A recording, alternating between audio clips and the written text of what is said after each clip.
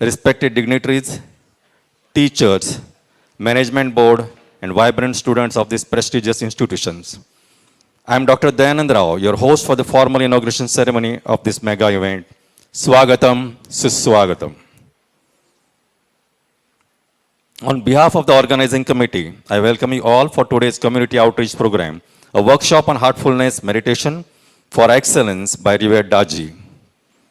Friends, as you all know, Goa is a holy land created by Parshuram, the sixth incarnation of Lord Vishnu in Hindu pantheon. Land of sea, surf and sand. It is not just 365 days, holidays, but 365 holy days too.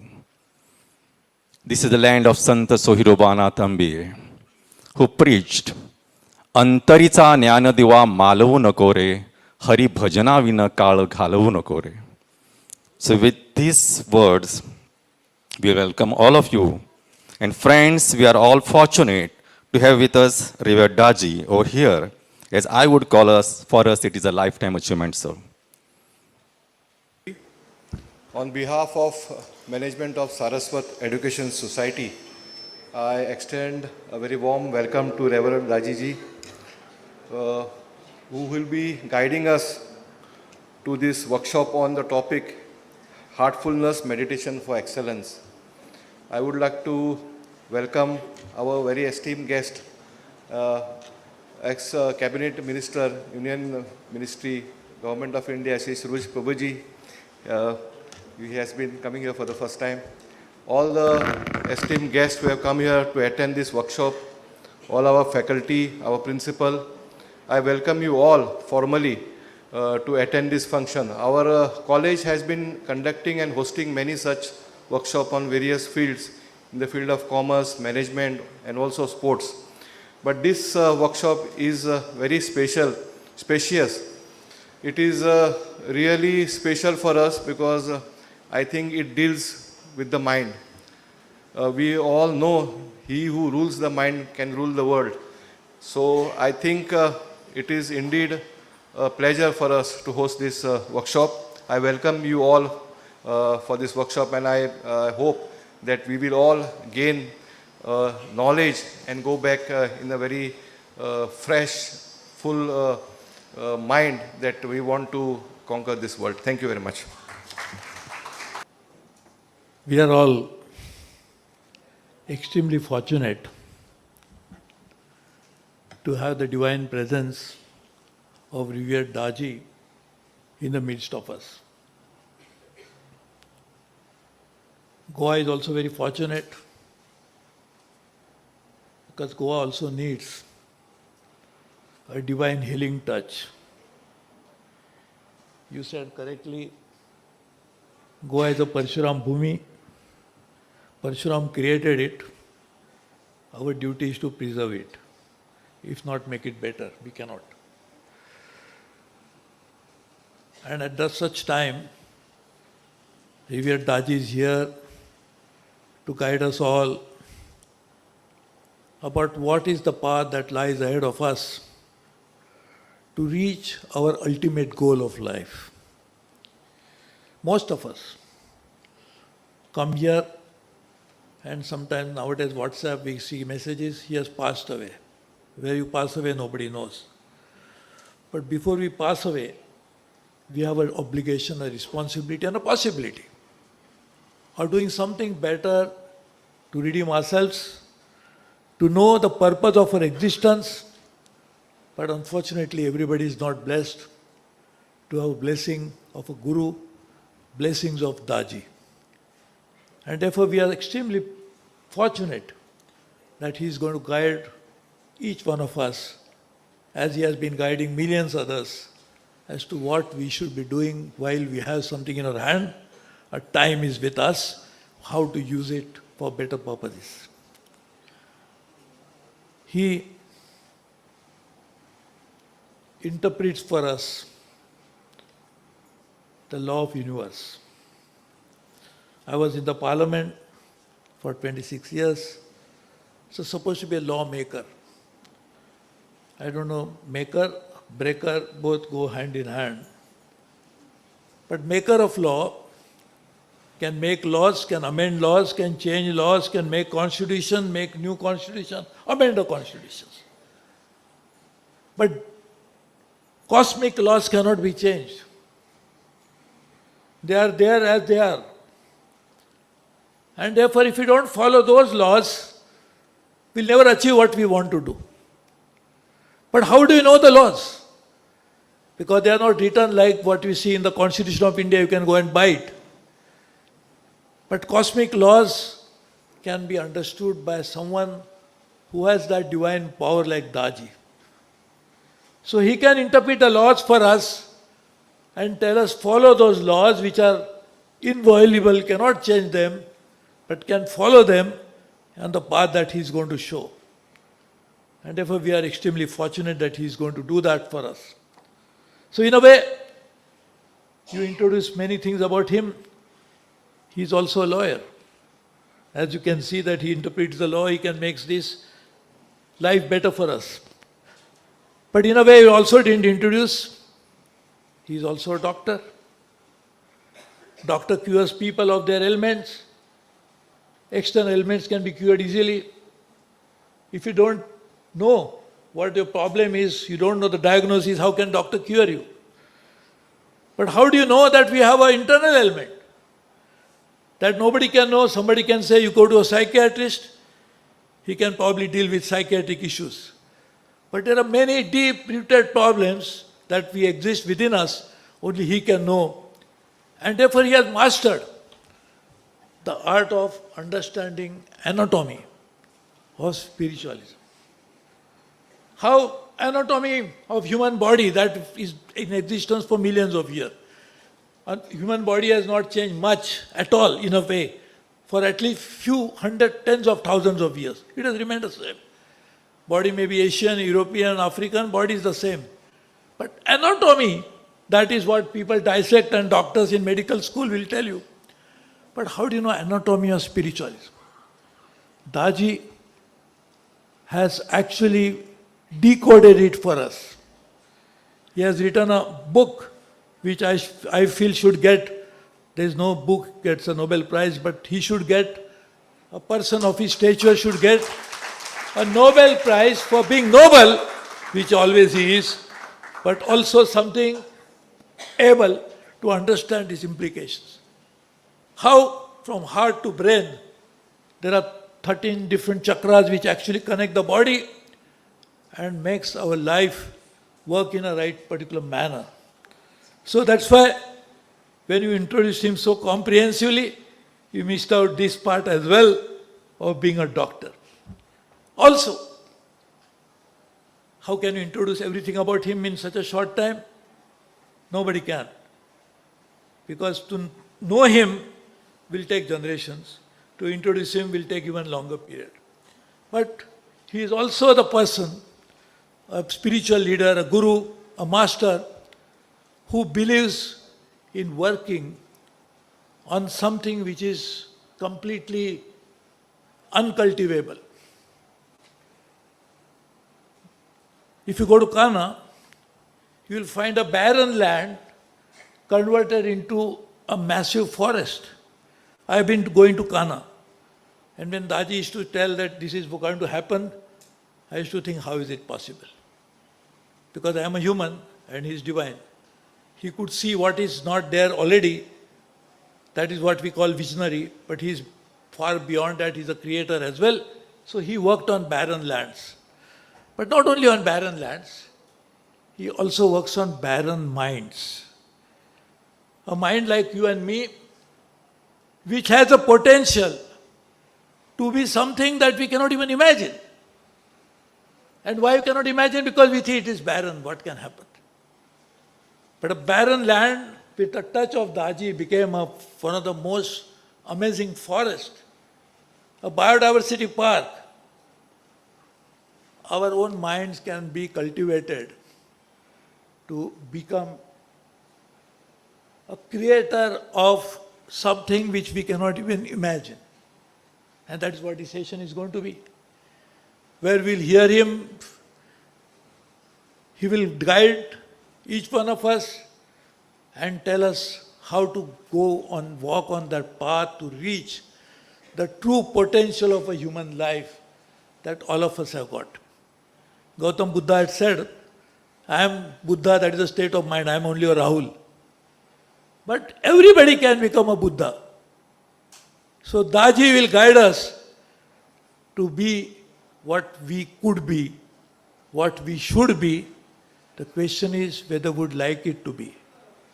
That is our own challenge. If we want, we can be there. But even if we want, we cannot be there. Unless there is a hand of Guru which will guide us to that place. So here, it's a possibility, a potential. With the guidance of Daaji, we could reach our destination, our destiny. Destination and destiny have to go hand in hand. Destiny can take us to some place and destination may be somewhere different. But if you can guide destiny and destination together, which guide Daaji will do for us, we are really happy. So I am very happy that actually I got this honor of talking in divine presence of Daaji, only because I owe it to my wife, Uma, who is a daughter of Goa. And she is also not only a Abhyasi, Daaji has made a preceptor. I am probably an interrupter, but she is a preceptor. And therefore she does something really, a job of training minds. So I got this opportunity because I am a son-in-law of Goa to introduce you to you, talk to you about a person who makes law of divinity. Thank you very much. With Daaji, we are very grateful that you are here today and all of us are getting the opportunity to listen to your words of wisdom. We have some questions from the youth who are struggling with some issues, and we'd be very grateful for your guidance on this matter. The first question that the youth have posed is, what, according to you, is the goal of education? Could you please enlighten that why are we all here doing this kind of educational endeavor? Simply put, to educate oneself is to prepare oneself for what you are aiming at. If you want to be an archer, practice archery. You want to be a chemist, practice chemistry. Likewise, whichever field you choose to excel into, you have to study that topic to educate. Education, spiritually speaking, is to unload oneself from all sorts of knowledge. Gayatri Mantra also talks about that. Om Bhurbhuva Swaha Tat Saviturvarenyam Bhargo Devasya Dhimahi Dhiyo Yo Naha Prachodayat. What do we understand from these Sanskrit words? We had so many words recited in Sanskrit. When we take our lunch or dinner, what happens if you cannot digest it? Either you will vomit or you will have diarrhea. Knowledge or such information, Guru is Brahma, Guru is Vishnu, Guru Maheshwara, all this, Param Brahma. You have to know both to compare both. Do you know Brahma? Do you know Maheshwara? Then how do you compare Guru with them? That means you don't know any one of them. You are just vomiting. It's a fallacy. Another one is, we say, Guru is my mother, Guru is my father, and I respect him or her the way I respect my parents. Now the beautiful question is, do you really respect your parents? Do you really respect them, and you want to treat them or your guru with your parents, the way you treat your parents. So all these informations, spiritually speaking, are obnoxious. Even to say Guru is the greatest, Guru Brahma, etc. And they quote Kabir also. Guru Ishwar Sadh Kare, Kahe Lago Pao, Balihari Gurudev Ki. So these are all the information which creates diarrhea in us, mental diarrhea. We don't really understand what they all mean until we really experience it. True education, to me, is to bring about that worth in us by reciting certain principles, thermodynamics, reciting certain laws of certain countries, repeating certain laws related to quantum physics. They don't lead us anywhere. You become very informative, but nothing more than that. Even the guys who have built all these principles, so-called, even persons like great Heisenberg, who formulated that principle of uncertainty. Many of you are familiar since you are in the academic arena. His famous principle is that position and the speed of the electron, they cannot be measured at the same time. If you measure the position, you will not know the speed. If you can know the speed, you will not know the position. Why? What is so mysterious about it? Let me explain to you. Suppose when you drink water, your tongue tastes the water. When you smell a beautiful rose flower, your nose understands this is a rose flower. But can the rose understand my nose? Can water understand my tongue? Objects cannot understand my senses. My mind can understand the senses. Can my senses understand my mind? My intellect can understand the mind. Can my mind understand the intellect?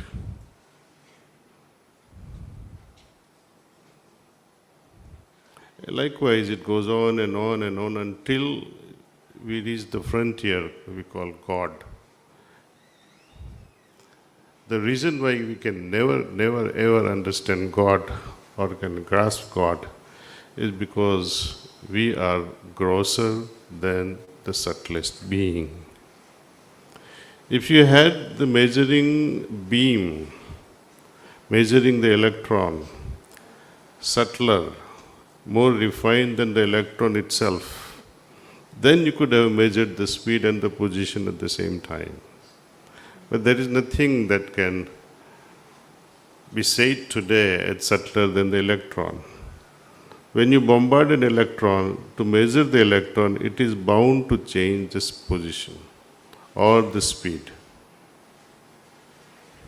If I say I understand God, that means you are much above God, and that can never happen.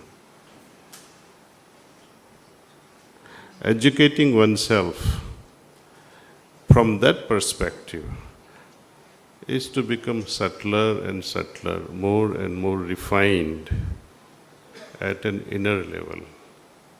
And that only means, in the words of Swami Vivekananda, I would say, your consciousness is now expanding, evolving. To educate oneself means to help one evolve in the field of consciousness. How? What is consciousness? Consciousness is all about the degree of awareness. You can simply define it like that. It's a degree of awareness. By that it also means degree of unawareness. Now, if we strictly abide by this definition, there too we fail, so we have to add something more. Suppose you become aware that your old man, your father, is sick, or he is having a headache. This is awareness. You became aware of his pain. Is it enough? What is your next step? Whether you are able to cure or heal him from his pain or not. But you have to have some action, from a response from your side. So awareness, becoming aware is not enough. There has to be a next step to it. Then it completes the cycle. So it's a degree of awareness with a measured, appropriate response. What is consciousness made up of? We cannot say. But we can say what influences my consciousness. And that's where heartfulness comes into picture. How our thoughts, our attitude changes the level of perception and the responses. I'll draw you an attention to one experiment that was conducted where 5 subjects were placed in 5 different fMRI machines where they measure the responses, how each one responds at a cerebral level. And they were all shown a video of a man being tortured. Let us see, that person is belonging to, just for a hypothetical case, suppose he was a Hindu who is being tortured by some other community. That video is taken, and these 5-6 people from various community or religions were shown. One was shown to a Jewish person, another from African origin, another to a Hindu, another to a Muslim, another to a Christian. Everyone's responses were different. Some enjoyed it, let him die. Another fellow felt so much of pain that he wanted to get out of that fMRI machine. That what kind of torture is this? So how our thinking and our responses are tailor-made by our own attitudes, our upbringing, our samskars, our environment, how they all come together and changes my responses. So it only says that if I was not indoctrinated by any community or any religion, then my responses would have been appropriate and just right. We are all conditioned by our upbringing. So to my mind, education also means to decondition ourselves. How we remove the burden of this conditioning, how to get out of this indoctrination from within. So we can say, your thinking also changes your consciousness. Our Shastras, and especially Vasistha Yoga Sutras, they talk highly about consciousness. For your information, if we have to judge what kind of culture existed during Lord Rama's time, what was their fancy, what were they talking about all the time, I can safely conclude they were all busy dissecting, discussing things on consciousness. If you see great Vasistha, Vishwamitra, and all those guys discussing, composing, what was the main theme of their subject? Consciousness. If Lord Rama and Lakshman and Mother Sita, they were going in forest, what was their main topic of discussion? Consciousness. You can find that in Lakshman Gita and Rama Gita. What was the dialogue between Ashtavakra and Raja Janak? Again, it's on consciousness. You can find that from Ashtavakra Gita. So you can see different locations, different individuals, and not just ordinary individuals, kings and rishis, and people, ordinary people like Sabri, and that boat person, I don't recollect the name, but you see, they are all talking of consciousness. It's always affected by three things: manas, buddhi, and ahankar.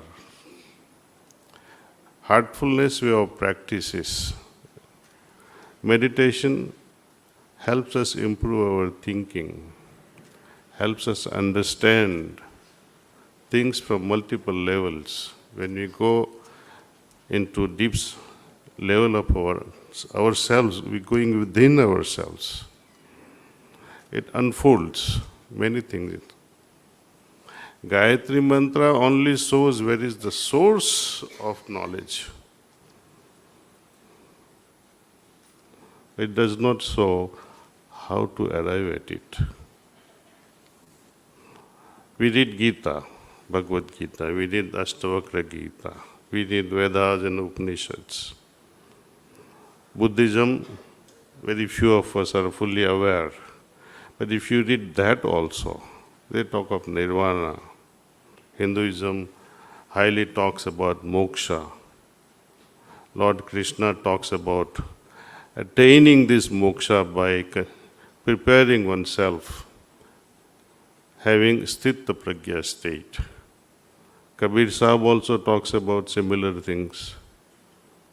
And he says that final state is like these raindrops falling in the ocean and becoming the ocean.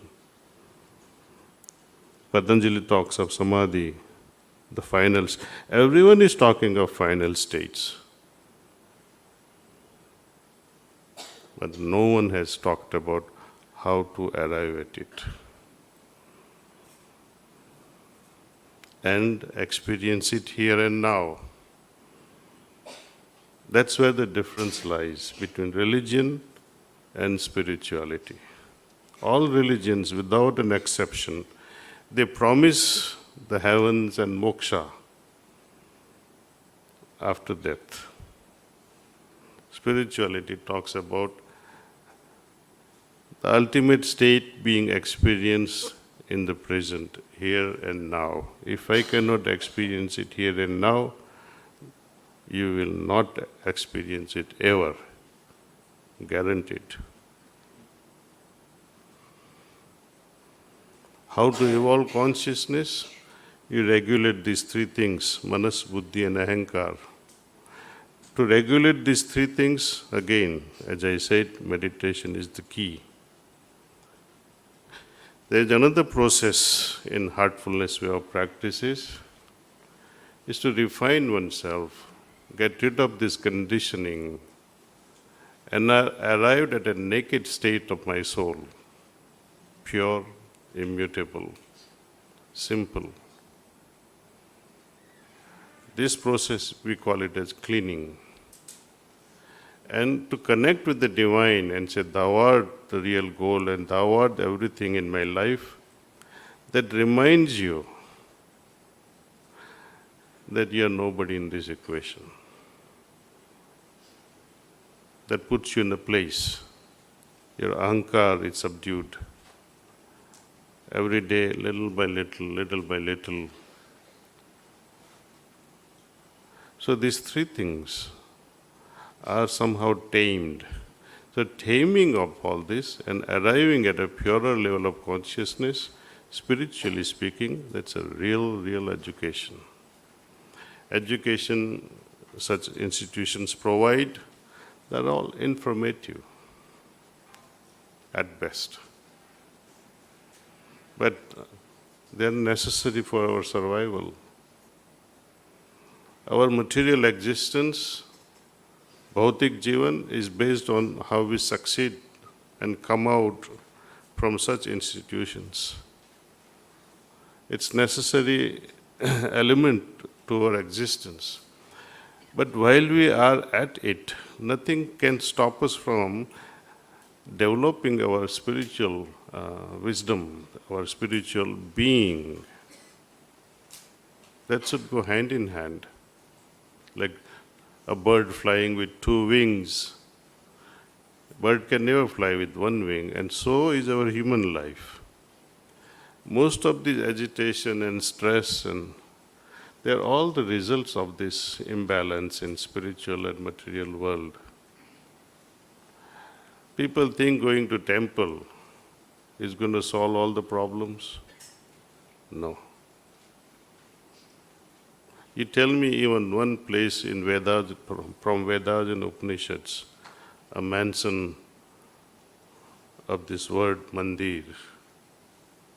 You will not find even one place, except in one Vishnu Sanhita. And that too in a very negative way. Vishnu Sanhita says, Vedas should never be recited in a temple. Read it. I am not saying it. It is Vishnu Sanhita. They existed only as dharmasalas in those days. But because of Buddhism, they started building stupas. The Jains started building their derasas. Hindus started building their temples. So it was a competitive nature. We started installing gods outside. At the same time, we proclaim loudly that Ishwar, Prabhu, Bhagwan is Antaryamin. Haven't we said that so many times? What does it mean? One who dwells within. And how to find that ultimate being, one who dwells within me. Again, Gayatri Sloka reminds us, Dhi, Diyo Yonaha. Dhi, what does Dhi means here? Wisdom, the ultimate wisdom. That you are the source of ultimate wisdom. And how to arrive at it? Dhyana. When we split this word dhyan, Dhi and Yan. Dhi means the ultimate wisdom, ultimate truth. Yan means the vehicle. Vehicle through which we attain the ultimate wisdom is dhyan. And it is only through dhyan that we transcend the mind. And when we drop the mind, meaning all the conditionings, all the baggage that we carry, so-called knowledge, is dropped, left behind. Then you become eligible, like these raindrops falling in the ocean. Pure raindrops can easily merge in the ocean, becomes the ocean. Atman becomes Paramatman. But suppose if oil drops were raining in the ocean, they will float forever. Though on the ocean, can never become the ocean. In fact, they pollute the ocean. So the nature, I have to become as simple and as pure as that ultimate if I want to arrive at such a merger, becoming one with the ultimate.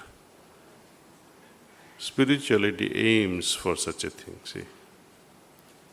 Religious practices, they satisfy us very superficially. They make you think, I have done my duty.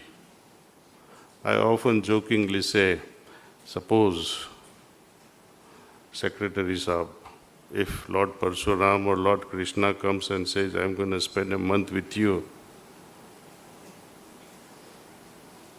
or Ma Saraswati comes and says, I'll stay with you for a month,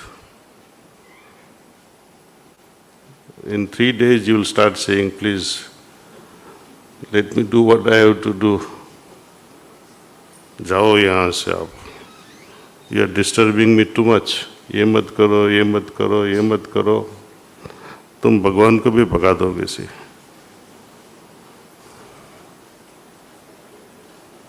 So I have to adjust my radar, my preparedness. Do I really want the ultimate, or shall I be happy doing my diya, agarbatti?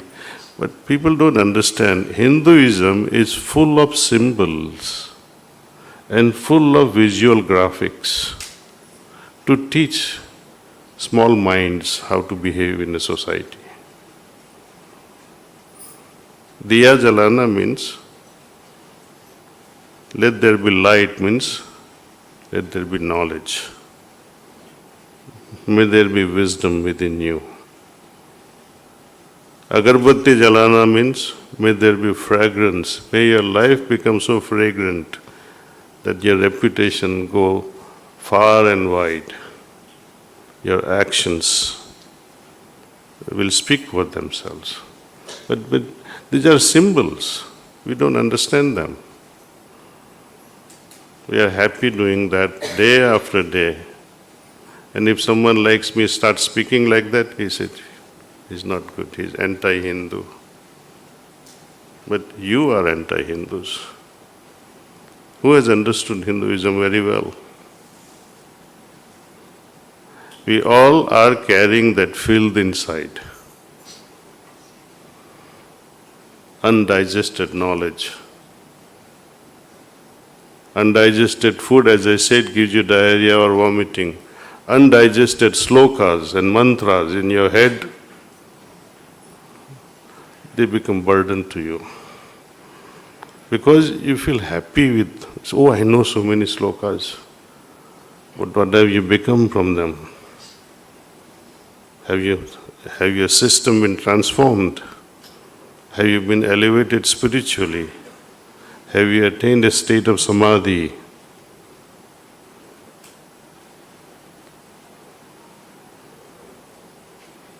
So I'm sorry, I'm going too far in explaining what is education. See?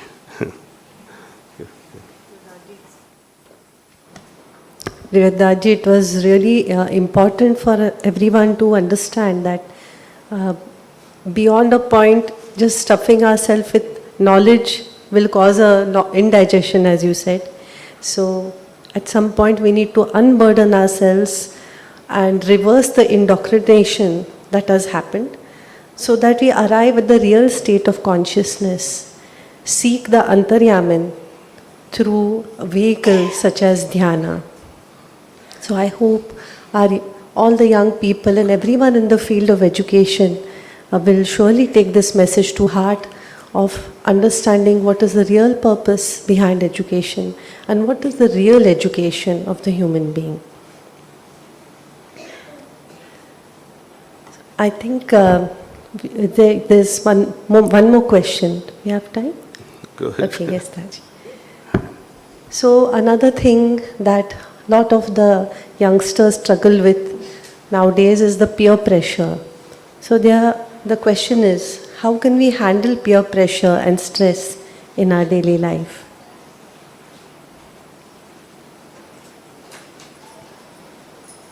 That's a tough one. One has to be so good at oneself and confidence in oneself. Once I fix my direction that I have to go in this direction, nothing should sway me away from such a direction. See. But peer pressure, so many people saying, oh, and because of my friend I did this. You can't blame your friend for it, see.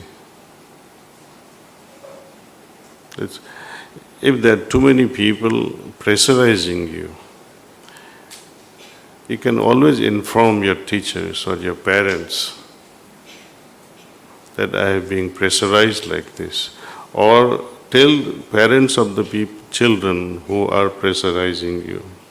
This peer pressure is not only within the students' community.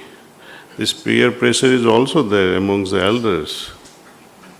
Very indirect one. One teacher gets an iPhone.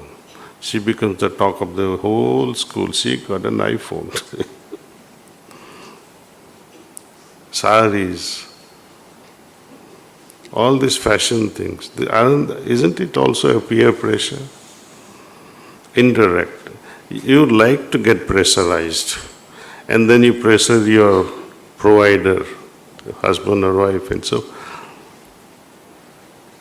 it requires real understanding, right thinking and right understanding. Correct thinking and right understanding is required to sail through this maze of life. And all this is possible only when we are centered within ourselves. Through meditation, when we arrive at very clean understandings, sharp understanding of what I should be doing. The sadhana chatusthaya is one of the finest offering of our culture to the world, sadhana chatusthaya. The very first step is viveka. Viveka means I should arrive at a state where the differentiation between right and wrong is made easy. I should be able to know what is right, what is wrong, what is profitable, what is not so profitable, what is good for myself, for my nation, what is not good for myself and for my nation. And as we advance more and more, then we should be able to differentiate between what is the cause and what is the effect. The things that I am going through now, is it because of my past karmas, or am I creating new karmas? Am I undergoing the effect, or I am causing something new? And when I understand this, then one can cease, one can desist from creating new karmas. That is also the product of contemplative heartfulness way of practices. It's a product. You arrive at such a level of intelligence, wisdom, to decide for yourself what to do, what not to do, what to have, what not to have. But to do all this, one has to have courage and a goal in life. If you don't have courage, even if God advises you, you will not follow it. How many followed Lord Krishna during his lifetime? Hardly anyone. Not even Arjun. He had to be coaxed. He had to be elevated at a consciousness level by preaching. And ultimately, Lord Krishna's final weapon was Vishwarupa Darshan. And that too he could not digest it. Arjun said, please come back to my friendlier form. I can't see this divine form. I'm afraid. He was not ready, not prepared for it. But then, seeing all that, he asked Lord Krishna, I have been so gifted, you are my friend, I will do what you say. But one last question. How will the future generation know you?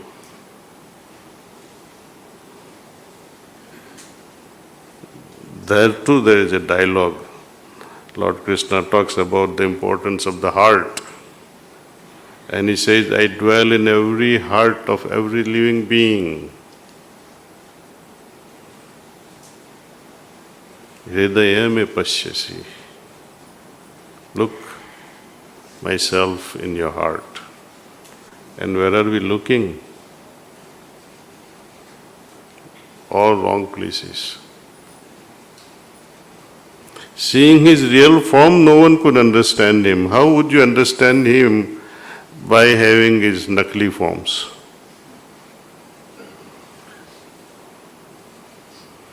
Think about it, please. What is our next thing?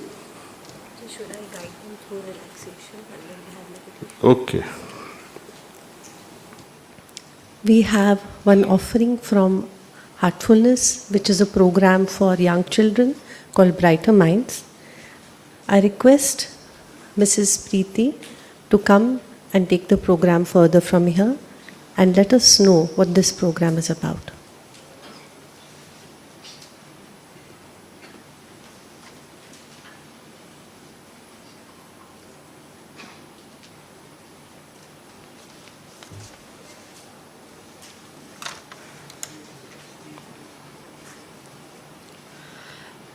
Namaste, Reverend Daaji, distinguished guests and dignitaries, and you're all present here. We have an offering called the Brighter Minds program.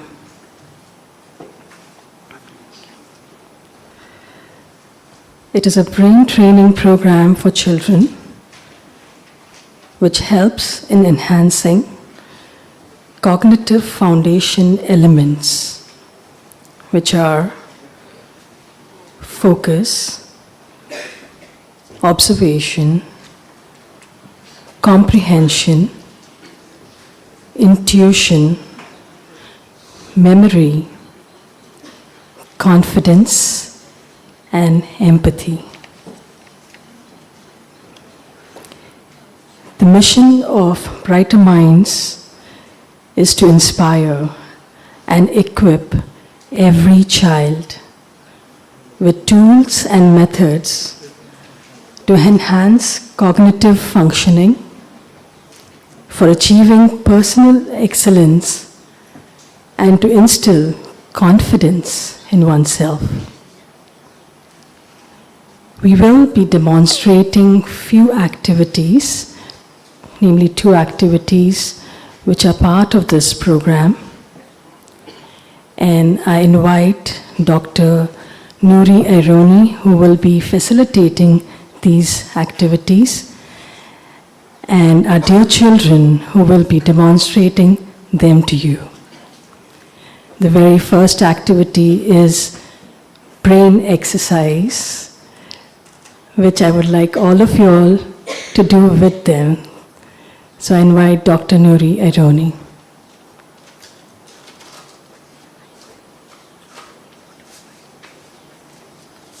Thank you, Sister Preeti. So here I am with my kids who will demonstrate certain skills that they have acquired through this program of Brighter Minds training that they have done. So I invite Master Prasad, who will walk us through a few exercises which we all can try with him. Yeah. So Prasad will explain you the exercise and the children will demonstrate. You can just try and see if it is easy for us to do that.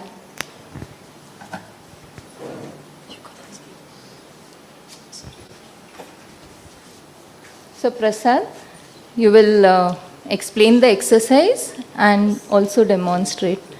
Yeah. So we're going to do 3 exercises today.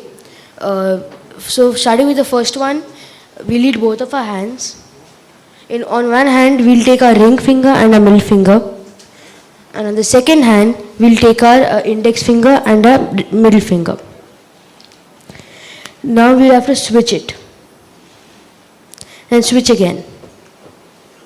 And keep on switching for a couple more times.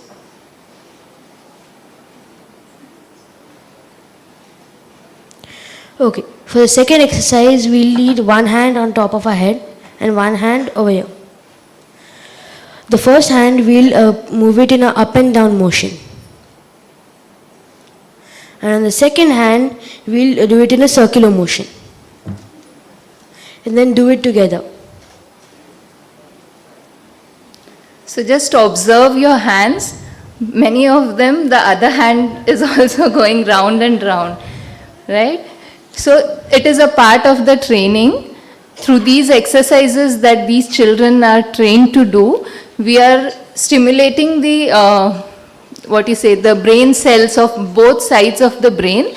And when both sides of the brain cells are stimulated at a time by doing two different activities with both our hands, it creates a neural pathway in the brain that helps children to use both sides of the brain in a balanced way. As we all know, our brain has two parts. The left part has a different function and the right part has the different function. So our left brain is more logical, analytical, mathematical, whereas our right brain is creative, intuitional, observational, right? So there needs a balance between both sides of the brain. And these exercises, they stimulate the cells of both sides of the brain and create a connection in them. With practice, they are able to do it with that ease, right? So now they will demonstrate, you will show one more exercise? Okay, fine. So for the last exercise, we'll lead one hand with the thumb open and the other hand with the little finger open. So we have to switch it like the first one. Do it for at least 5 to 6 times.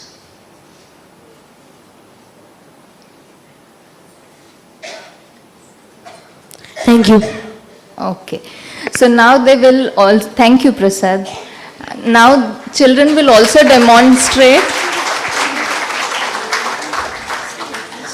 some other skills wherein the dominant sense organ, that is the vision, we'll be blocking the dominant sense organ of vision and we'll be seeing how through other senses also, when we send messages to the brain helps us to identify the things, right? And not only through the senses, but also the sixth sense that we call as, that is intuition.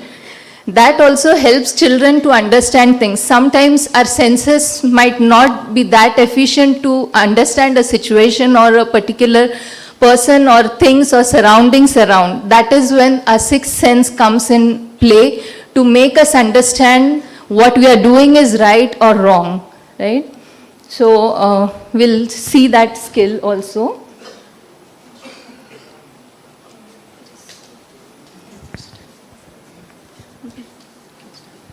So I'll pass on a Rubik cube in the audience. Someone can please shuffle this Rubik cube and the children will try to solve it.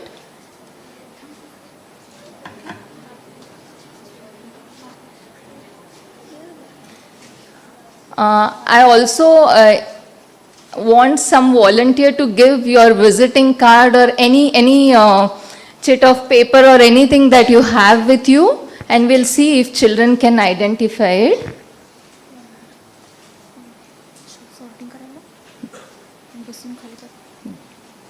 So all of them will be demonstrating different skills. One of them will be reading. One of them will be identifying the card or the color of the ball. Now this boy, Soham, he will be sorting out different colored balls into this baskets that are provided. So he'll be putting the similar color balls into the same like basket, like pink ball in the pink basket, blue in the blue basket, from the box of balls that he has.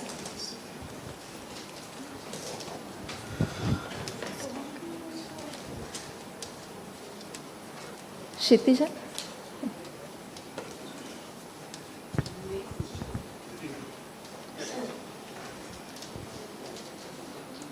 So Shaurya will be reading the visiting card that he has got from the audience.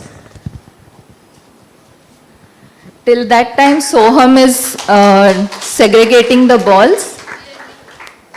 Mike. Uma Suresh Prabhu, Chairperson, Manav Sadhan Vikas Sanstha, MSVS, plot number 27, sector number 4, Kopar,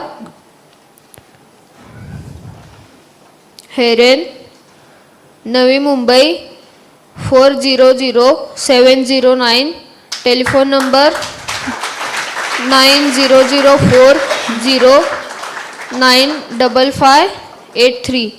Email chairperson@mvsv.organization.in. Website www.msvs.organization.in. Thank you, Shaurya. Is the card read correctly, ma'am? Thank you.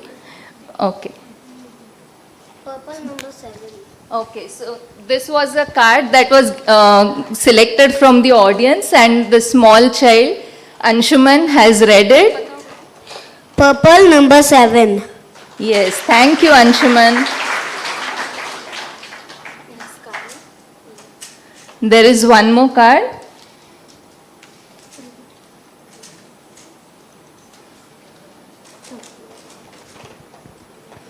So if you observe, he is using his senses, the sense of touch, the sense of smell, the sense of hearing to sense the card.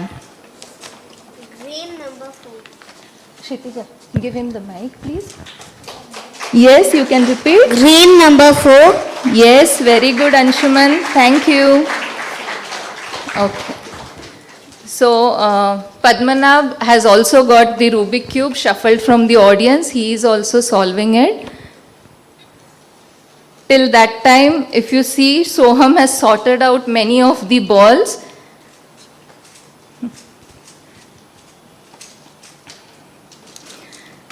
So my facilitator Kshitija is trying to confuse him by mixing up the balls that he has sorted to check if he can identify which balls are going wrong where.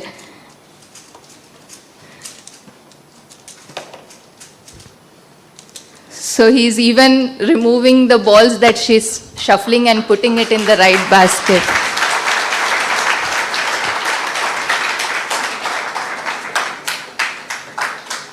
Thank you, Soham.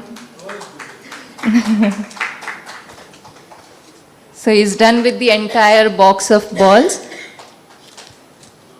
By then, Shaurya has finished solving the Rubik Cube. Shaurya, if you can identify which side, which color is there and point it out with your finger. Yes. Yes, very good. Orange, Correct. yellow, Yes. red, Yes.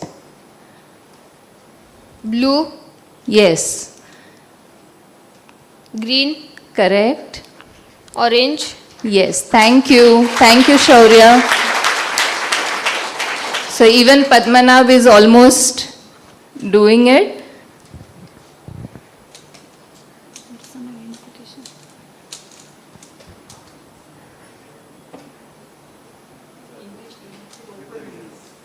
If I get some volunteer who can come and stand in front of them and they'll identify from a distance. Anybody can volunteer, please. Yes, brother. One more from the sister's side also.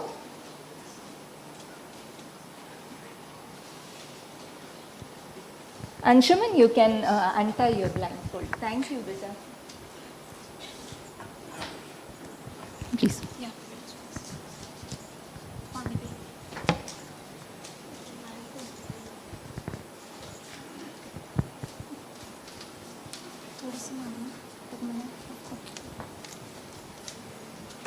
Thank you, Soham. You can untie your blindfold. You can.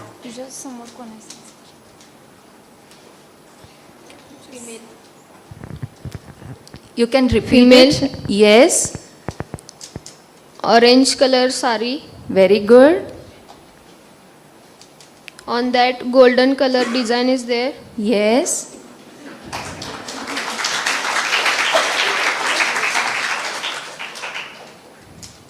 Right hand golden bangles. Okay.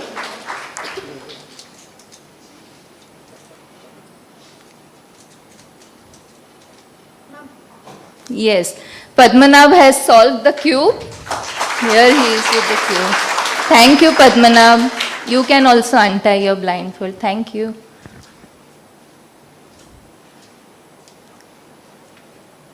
Anything else you can sense, Shaurya?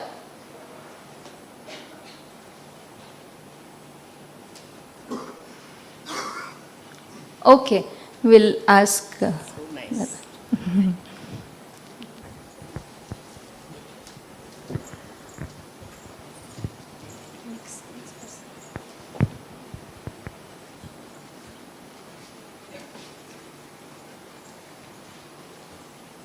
Male, Yes.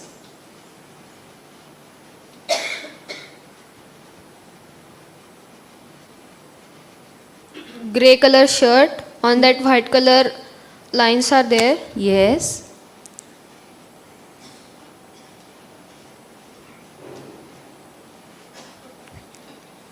Black color pant. Yes, very good. Grey color shoes, and on that blue color design is there. Yes, very good.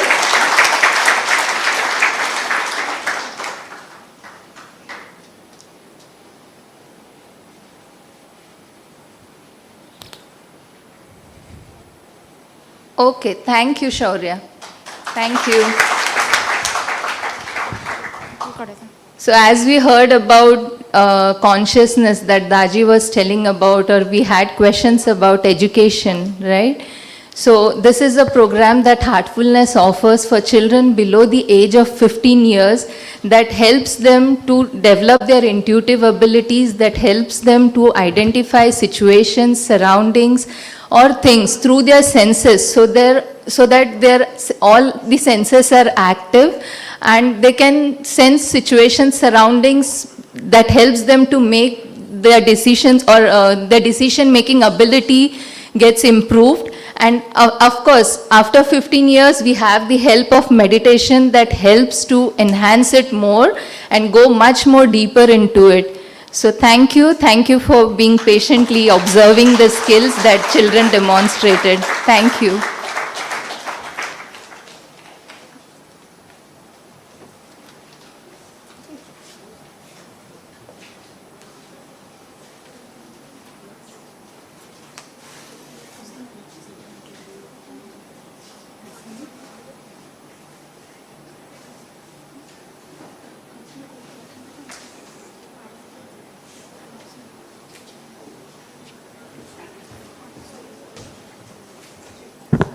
I think no words to express the feelings, and I'm sure all of you are taken into a deep sense of gratitude. As I have told you, this is a lifetime achievement for all of you, for all of us to be here, that to enjoy in Goa. I think we all should give a big round of applause to all the children and Daaji, a wholehearted Namo Nama, Pranam Daaji, and whole team of mindfulness and heartfulness. It's really indeed, we enjoyed this session, and I hope and I promise on behalf of all of you that we'll continue, and in the days and the years to come, we'll go to a higher level of understanding self-relation. Thank you very much. With this, तुमका सगळ्यांका अजून संदेव बरे करू. नमस्कार.